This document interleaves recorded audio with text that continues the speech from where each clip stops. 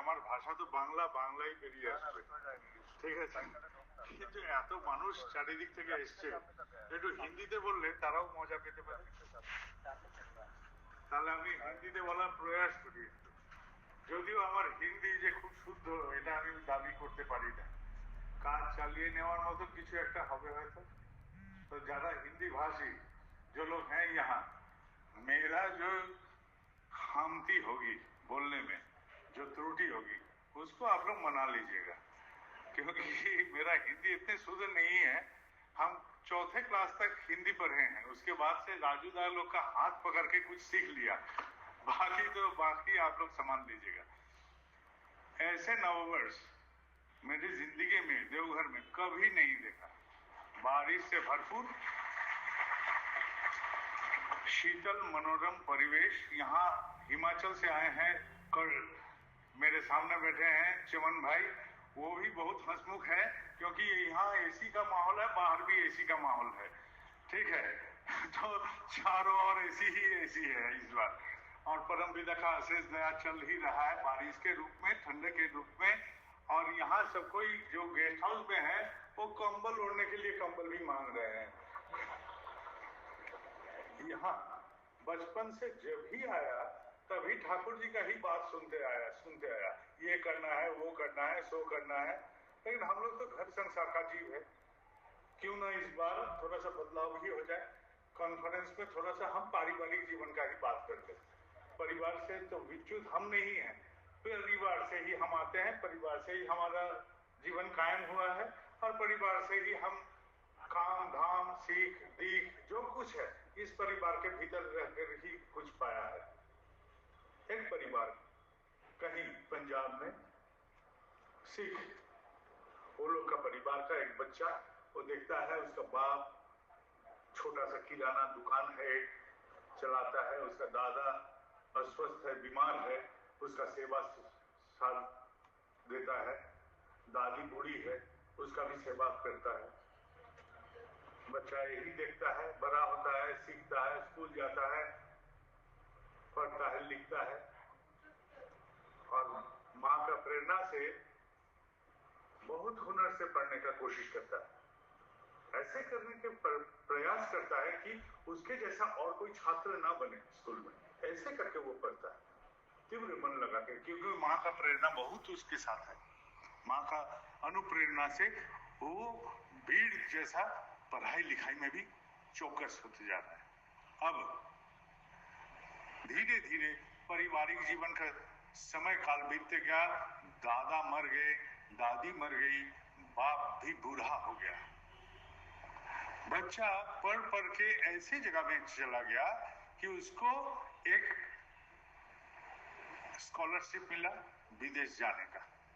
विदेश जाने का नौबत आया, विदेश में जाएगा, वहां पढ़ाई करेगा, उसके बाद उसका एक सपना है विदेश में ही वो रहेगा, अपना जीवन वहां विस्तार में ले जाएगा। इस मौके में उस लड़का का जो बाप था, बूढ़े बाप, अस्वस्थ हो गया, बीमार हो गया।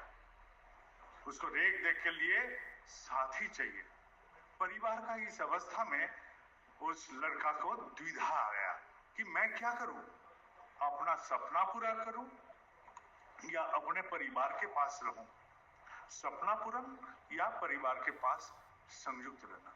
वो सोचा मैं जो सीखा हूं अपने सिख धर्म से, तो यही हमको सिखाया गया कि कर्तव्य ही है सबसे परम धर्म।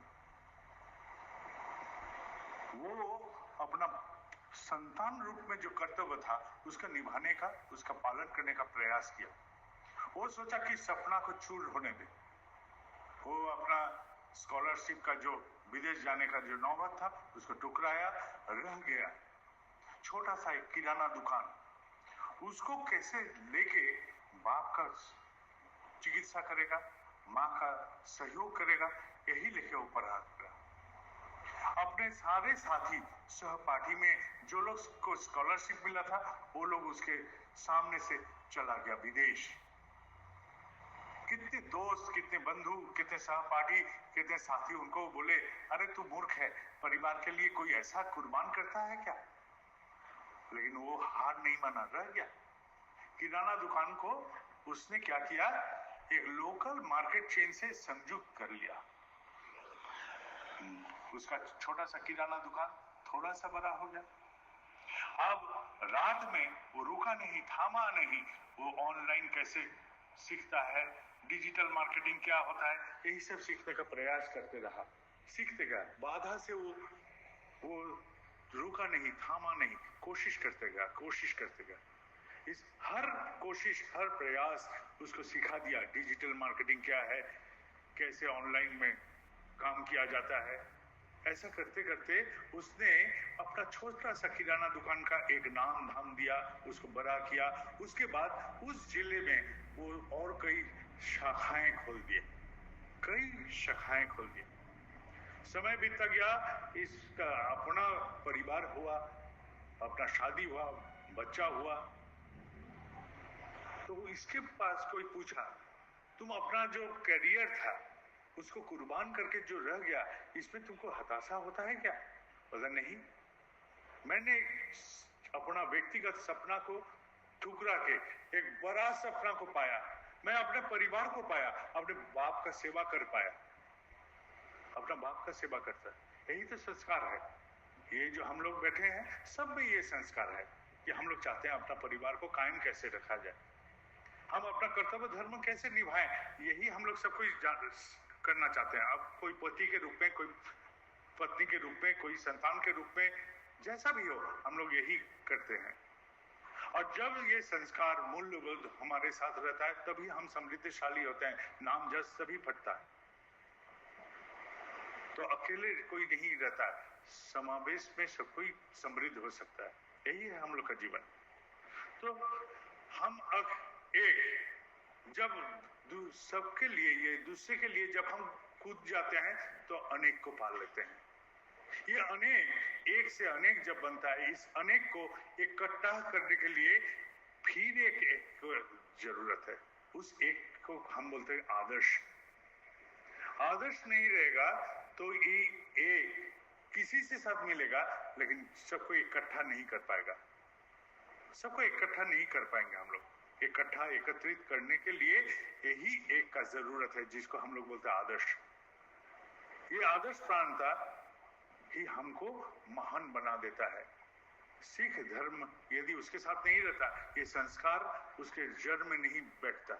वो पिता को देखा था, अपने पिता को सेवा करने, वो देखा है बोलकर ही वो सीख लिया है उसको क्या करना है, उसका दायित्व क्या है, उसका कर्तव्य क्या है अपने पिता के प्रति, माँ के प्रति। तो यही है परिवार का जीवन। जो हम दिखाएंगे, जो हम सिखाएंगे, वही हमारे परिवार के साथ रह जाएगा।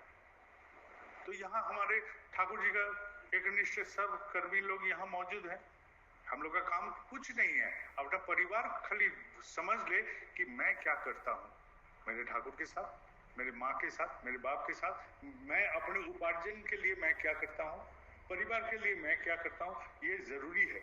ये जब तक ना वो सीख लेगा तब तक तो उसका भी विस्तार नहीं होगा।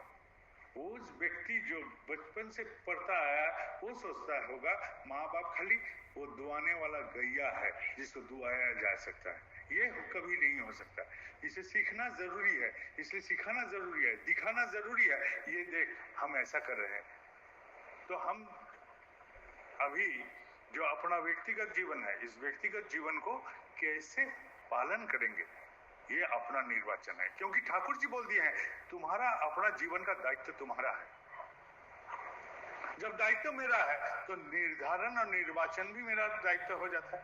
मैं किसको गुरु पकड़ के चलूं, ये निर्धारण है, ये निर्वाचन है। इस निर्धारण और निर्वाचन जब सही मार्ग पकड़ लेता है, ठीक है, तब जीवन का बदलाव आता है, तभी बदलाव आता है। यहाँ बाबा बैठते थे, बाबा यहाँ बैठते थे, बहुत आनंद होता था, सबको आनंद मिलता था। एक गाना होता था यहाँ, सबको ही सुनते थे, मिलन होबे कत दिने। अरे मिलन होबे कत दिने, এই যে মিলন হবে কতদিনে আমার মনের মানুষের সনে। এবার মনের মানুষের সাথে মিলন করতে গেলে কি করতে হবে, মনের মানুষের সাথে মিল করতে হবে, তবেই মিলন হবে। মনের মানুষের সাথে মিল না হলে মিলন কোনোদিনও সম্ভব নয়। তাহলে মনের মানুষের তৃপ্তির কারণ আমি যতক্ষণ না হচ্ছি ততক্ষণ কি করে মিলন হবে? মনের মানুষের তৃপ্তির কারণ আমাকে হতেই হবে, সে যেভাবেই হোক, যে আঙ্গিকে, যে প্রকাশে, যেভাবেই হোক, এইটাই আমাকে করতে হবে। যে এই মিলনটাকে করতে গেলেই মনের মানুষের সাথে মিল করতে হবে। যদি মনের মানুষের সাথে মিল করতে হয় তাহলেই মিলন হতে পারে, তাছাড়া হতে পারে না। তাহলে মনের মানুষ আমার কে? আমার চাকরি হতে পারে, আমার পরিবার হতে পারে, আমার ঠাকুর হতে পারে, আমার আদর্শ হতে পারে, সবকিছু হতে পারে। কিন্তু যাকে আমি ধরবো সেটার থেকে আর একটা কিছু পেয়ে যাব। এখন আমি চাষ করছি, চাষের সময় বৃষ্টি নাই, বাদল নাই, মাঠ শুকিয়ে যদি যায়, তাহলে আমি গান ধরি, আল্লাহ মেঘ দে পানি দে। আল্লাহ মেঘ দেবে, পানি দেবে, কিন্তু কাদাও দেবে ফ্রিতে, নেব? বন্যাও দেবে ফ্রিতে, নেব? তাহলে পরেই বলবো যে ঠাকুর এবার বৃষ্টি বন্ধ করো। তাহলে আমার চাহিদা যখন আমাকে কামড়াতে থাকবে তখন আমি বলবো যে ঠাকুর এবার বন্ধ করো, বন্ধ করো। তাহলে আমি সেটা চাই কেন?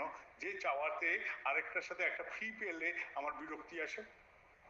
তাহলে আমাদের যা জীবন তৈরি হয়েছে, এই জীবনটা কিন্তু আমাদেরই নির্বাচন। আমরা কি কি নির্বাচন করেছি? এই কি যেন শরীর খারাপ হচ্ছে, কি যেন মন খারাপ হচ্ছে, কি যেন ওই হচ্ছে সেই হচ্ছে। আরে তুই তো নির্বাচন করেছিস। আমার জীবনটা যদি সুখের না হয়, দুঃখের হয়, তাহলে আমার নির্বাচনই দুঃখের কারণ হয়েছে, তাই নয় কি?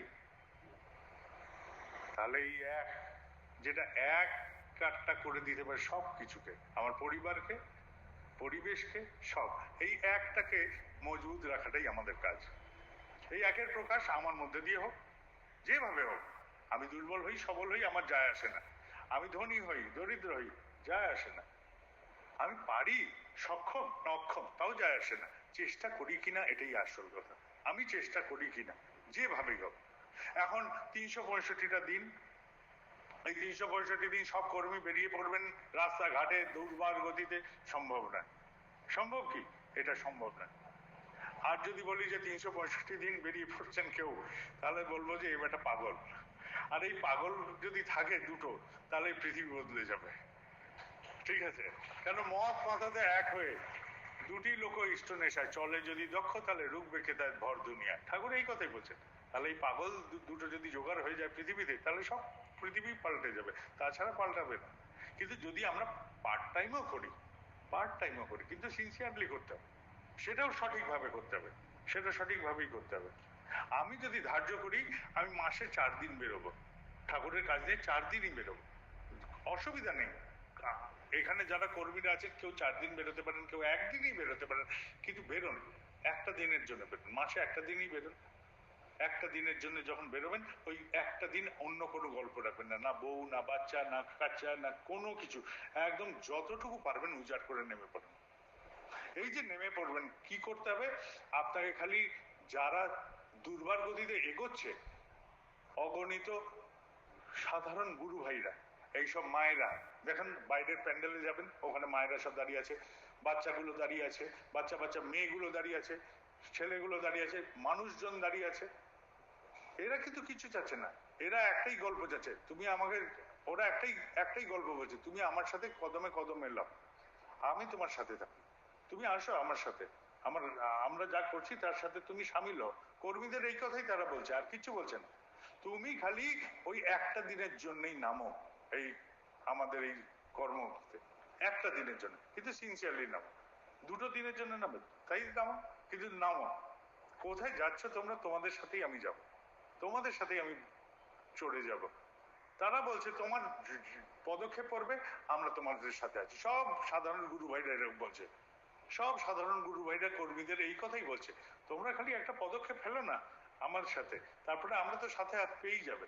এইটাই খালি তারা চ্যালেঞ্জ ঠুকেছে কর্মীদের কাছে। কিন্তু সাধারণ গুরু ভাইদের একটাই চ্যালেঞ্জ, যে তোমরা খালি আমার সাথে নেমে পড়ো, আমাদের সাথে, আর তুমি নামো আর আমাদের সহযোগিতা নিয়ে নাও, আমরা দাঁড়িয়ে আছি তোমাদের জন্য।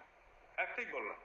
এবার একটা দিনের জন্য নামবো, মাসে 2টো দিনের জন্য নামবো, 4টে দিনের জন্য নামবো, 10টা দিনের জন্য নামবো, কি 20টা দিনের জন্য, কি 30টা দিনে 30 দিনের জন্যই নামবো, সেটা আমাদের নির্বাচন। কেউ এটাতে জোর খাটাবে না। কিন্তু যে কটা দিনের জন্য যেন নামি, সেই কটা দিনের জন্য একদম অতি অবশ্যই সিনসিয়ারলি একদম অন্তর থেকে নেমে পড়ি, এইটুকুই খালি করতে হবে। আর বাইরে গিয়ে এখানে বেরোবেন প্যান্ডেলের বাইরে, যত ভিড় এখানে যা দেখছেন তার ডবল ভিড় বাইরে সব দাঁড়িয়ে আছে, সব মায়েরা, দাদারা, ভাইরা। আমি তাদের মাঝখান দিয়ে এলাম এখানে হেঁটে হেঁটে। তারা সবাই কিন্তু অপেক্ষা করে আছে, সবাই অপেক্ষা করে আছে। এই আমরা যারা এইখানে আছি উপস্থিত, যারা ঠাকুরের নাম শোনাই, ঠাকুরের নাম বিতরণ করি, ঠাকুরের প্রভাব বিতরণের জন্য দায়িত্ব নিয়েছি আমরা। তারা কিন্তু দায়িত্ব নেননি, কিন্তু তারা স্বতঃস্ফূর্তভাবে ঝাঁপিয়ে পড়েছে ঠাকুরকে ভালোবাসেন বলে। মানুষ কিন্তু ঠাকুরকে ভালোবাসে, আমিও ভালোবাসি, আমরা সবাই ভালোবাসি, কিন্তু আমাদের ভালোবাসার প্রকাশটা খালি তোমার সাথে একবার এক লয় মিলিয়ে দিতে হবে। আমি কি বলছি এটা দরকার নেই, আমি তোমাকে নেতৃত্ব দিতে আসিনি, আমি তোমার কাছে দাঁড়িয়েছি খালি পাশে এসে দাঁড়ানোর জন্য, পাশে এসে দাঁড়ানোর জন্য। আমার কিছু করার নেই, তোমরা যা করার করো, আমি তোমাদের পাশে আছি। এই গল্পটাই খালি বলে দেন, এই গল্পটাই খালি উপস্থাপনা করে দিই আমরা কর্মীরা, তারপরে গল্পটা পাল্টে যাবে। আমরা সেটাতে ভাবছি আমাদের লিডার যদি না হয় তাহলে গল্প পাল্টে যাবে। কিন্তু আমাকে তো লিডার হতে বললেননি কেউ, লিডার হতে কেউ বলেননি, কারণ লিডার তো এখানে ঠাকুর। আমাকে কি করতে হবে, তার প্রতিনিধিত্ব করতে হবে। জাস্ট কায়া মনোবাক্যে, ওই একটা দিনের জন্যই যদি বেরোই, কায়া মনোবাক্যে তার প্রতিনিধিত্ব করতে হবে।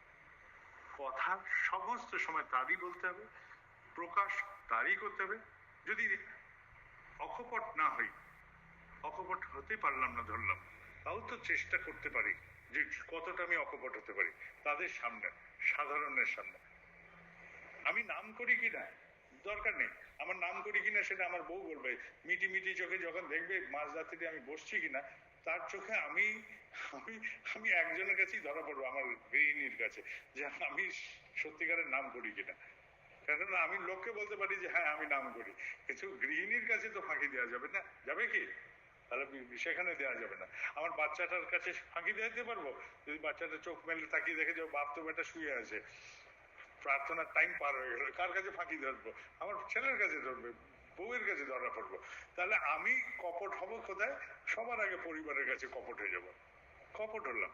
আর আমি এই কথাটাই যখন বাইরে ফটফট ফটফট ফটফট করে বলবো, বলে যে এই বেটা যা করে ভেতরে, বাইরে তা আরেকটা রকম প্রকাশ করছে, এ বেটা অন্যরকম মানুষ।